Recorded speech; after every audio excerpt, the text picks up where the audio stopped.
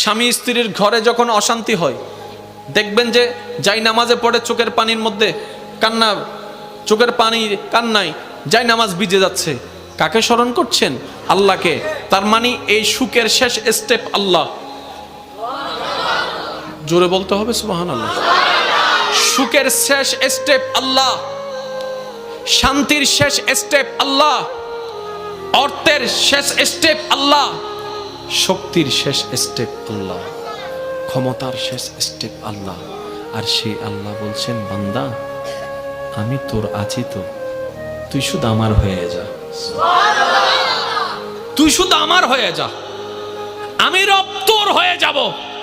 আর আমি রব যেই দিন যেই মুহূর্তে তোর হয়ে যাব, সৃষ্টি জগৎ তোর আর খোঁজা লাগবে না, সৃষ্টি জগৎ তোর পিছনে পিছনে চলতে থাকবে, তোকে খুশি করার চেষ্টা করবে। সুবহানাল্লাহ।